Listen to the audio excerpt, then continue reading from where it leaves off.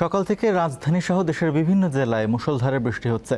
পানিতে তলিয়ে গেছে ঢাকার বেশিরভাগ এলাকা। এ সম্পর্কে আরও জানাতে তেজগাঁও থেকে যুক্ত হচ্ছেন সহকর্মী মেহেদী হাসান। মেহেদী, এই মুহূর্তের পরিস্থিতি আমাদের জানান, আর আবহাওয়া অফিস কোনো পূর্বাভাস দিয়েছে কিনা সেটাও জানাবেন। রাজীব, আপনাকে ধন্যবাদ। আবহাওয়া অফিস থেকে আজকের এই সকাল ৬টা থেকে এই ৯টা পর্যন্ত যে বৃষ্টিপাত হয়েছে সেই বৃষ্টিপাতের পরিমাণ জানিয়েছে ৬০ মিলিমিটার, অর্থাৎ সকাল থেকে এই ৩ ঘন্টায় ৬০ মিলিমিটার বৃষ্টিপাত হয়েছে। এবং আপনি এখন যদি আমার পেছনের এই অংশটুকু একটু দেখেন তাহলে আসলে উপলব্ধি করতে পারবেন যে ঢাকা শহরে এই ৩ ঘন্টার বৃষ্টিতে জলাবদ্ধতার মানে কি একটা খারাপ পরিস্থিতি তৈরি হয়েছে।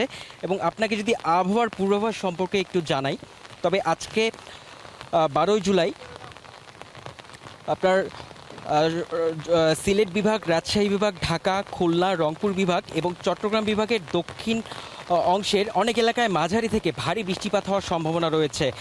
এবং আজকে এই শুক্রবার, আজকে কিন্তু ছুটির দিন, তারপর আজ হচ্ছে শিক্ষক নিবন্ধনের লিখিত পরীক্ষা রয়েছে এবং এই পরীক্ষাকে কেন্দ্র করে কিন্তু এই বৃষ্টি এবং এই জলাবদ্ধতার আসলেই খুব দুশ্চিন্তার মধ্যে ফেলছে পরীক্ষার্থীদের। বিশেষ করে কারওয়ান বাজার, শাহজাহানপুর, মালিবাগ রেলগেট, মৌচাক, মগবাজার, পশ্চিম তেজতুরি বাজার, তেজকুনিপাড়া, ধানমন্ডি, মোহাম্মদপুর সহ রাজধানীর বিভিন্ন এলাকায় আসলে এই জলাবদ্ধতার সৃষ্টি হয়েছে। এবং রাজীব, আপনি আসলে দেখতেই পাচ্ছেন এটি কিন্তু একটি পাকা রাস্তা এবং এই রাস্তার উপর দিয়ে যে পরিমাণ পানির স্রোত, এই স্রোত দেখলেই উপলব্ধি করা যেতে পারছে যে আসলে সকাল থেকে কি পরিমাণ বৃষ্টিপাত হয়েছে।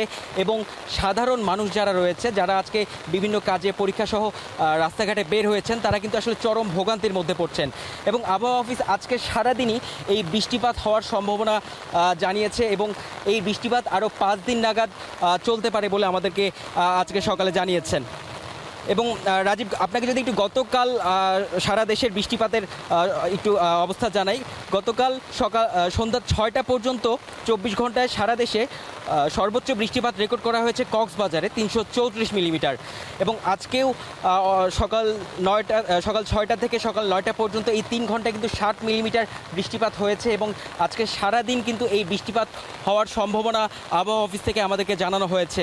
এবং শুধু এই নয়, এই ভারী বৃষ্টিপাতের কারণে সিলেট, চট্টগ্রাম, কক্সবাজার ও পার্বত্য চট্টগ্রামের পাহাড়ি যে এলাকাগুলো রয়েছে সেই পাহাড়ি এলাকার পাহাড় ধসের সতর্কবার্তা আবহাওয়া অফিস থেকে দিয়েছে এবং পাহাড়ের নিচে ও আশেপাশে বসবাসকারীদের নিরাপদ স্থানে আশ্রয় নেওয়ার জন্য আবহাওয়া অফিস থেকে আসলে সতর্ক করেছে। এবং রাজীব, আপনাকে যদি আরেকটু বলি, এই আগামী 5 দিন যে বৃষ্টিপাত হওয়ার সম্ভাবনা আবহাওয়া অফিস থেকে জানানো হয়েছে, এটি কিন্তু আসলে এই ভারী বৃষ্টিপাত হওয়ার সম্ভাবনা রয়েছে। যদিও আবহাওয়া অফিস আসলে সঠিকভাবে আসলে বলছে না যে 5 দিন পরিপূর্ণ বৃষ্টি হবে কিনা।